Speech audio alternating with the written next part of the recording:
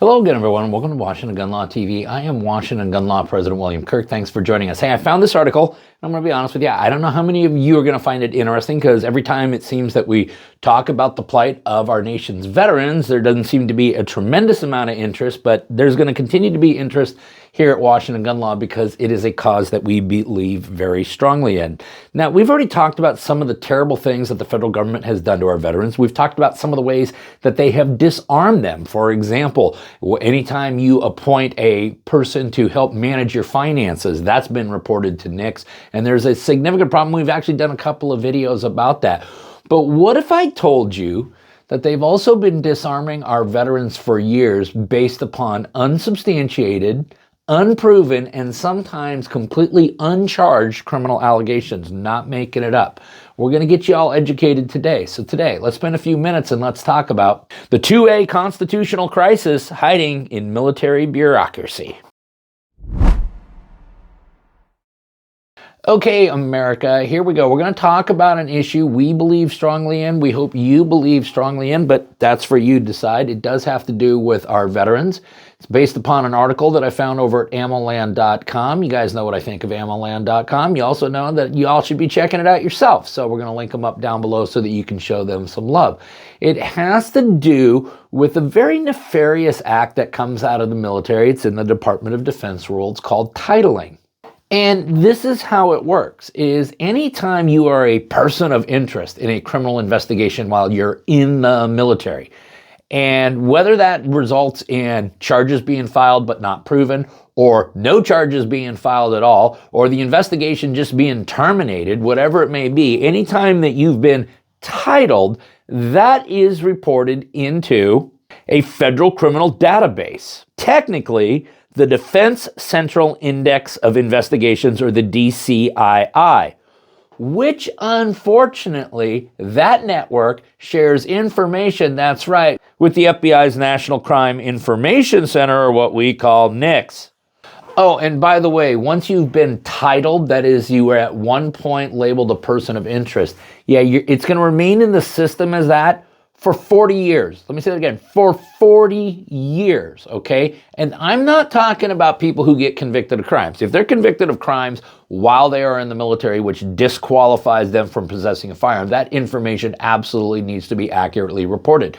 No, instead, what I'm talking about are allegations in which no crime was proven, in some instances, no crime was charged, in almost all instances, their name was actually cleared, and there certainly is no criminal conviction.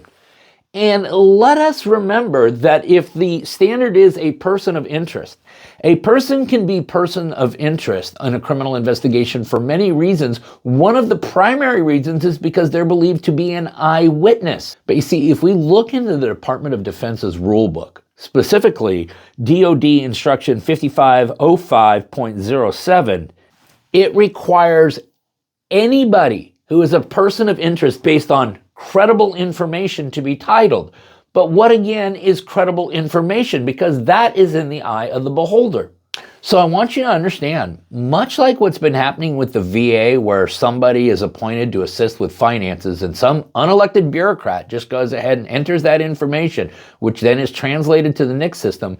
Here, once again, we have an unelected bureaucrat who has found, for whatever reason, that this person is a person of interest. And regardless of where those investigations go, they too are going to be reported. And this will be the scarlet letter that they carry with them for a period of what again? 40 years. But you sit there and go, okay, that sounds pretty bad. But has anything ever bad happened? Well, let's take a look at Texas National Guard member Denise Rosales. Now, she was deployed in Kuwait, and an investigation was launched because she was suspected of having thrown a party in which alcohol was used. It's unlawful under local law. Nothing ever came of that. Except later on, when Miss Rosales lost her National Guard spot, was banned from chaperoning kids on field trips, and ultimately was delayed on every single background check, that it came to her attention that that allegation from Kuwait during her service to the country, which again went absolutely nowhere, was the reason for which now she had been disarmed. How about Green Beret James Morris, who didn't learn of his titling until he went to renew his concealed carry license and learned that although he had been the person of interest in some serious allegations, no charges had ever even so much as been filed, nor was he ever detained and or questioned himself on this.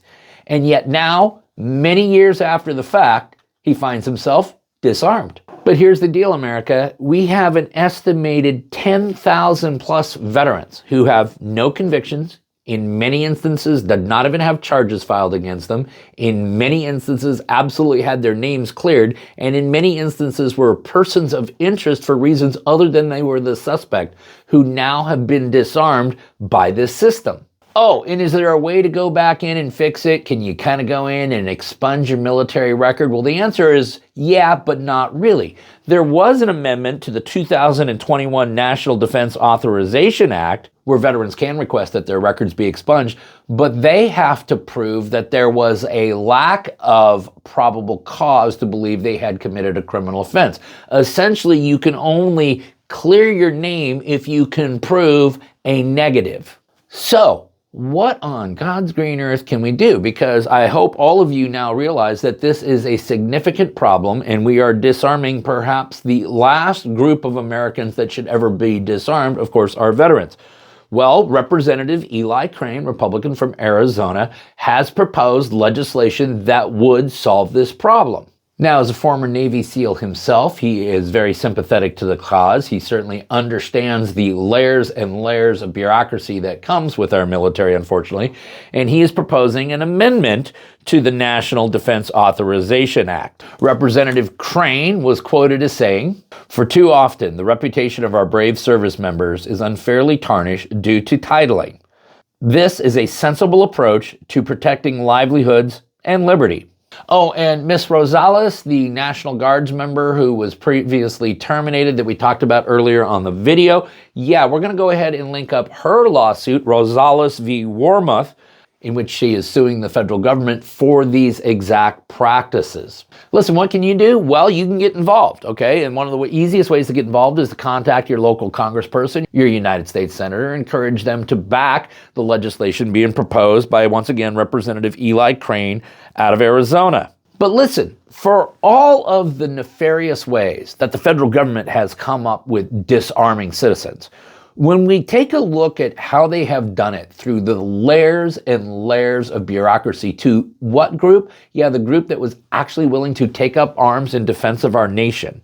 This is just yet another example of the fundamental unfairness that exists in the way our federal government has treated our veterans and why we all need to be involved in this to ensure that their rights are protected. After all, they put their lives on the line to protect those very rights. Okay, listen, everything we relied upon in making this video, we're going to link it up down below so you don't have to take our word for it. You can geek out on it for yourself. Now listen, if you got any questions about this or anything else related to what's left of our Second Amendment rights, you guys should know how to get a hold of Washington gun law by now, but if you don't, that's okay. That information is down there in the description box. If you got an idea for a video we should be doing around here, click on that link, tell us all about it. If you want to subscribe to the monthly newsletter, click on the link down in the description box. It will get you all signed up. And then finally, and most importantly, let's everyone remember that part of being the lawful and responsible gun owner, like we talk about all the time here, is to know what the law is in every situation and how it applies to you in any instance that you may find yourself. Until next time, thanks for watching and stay safe.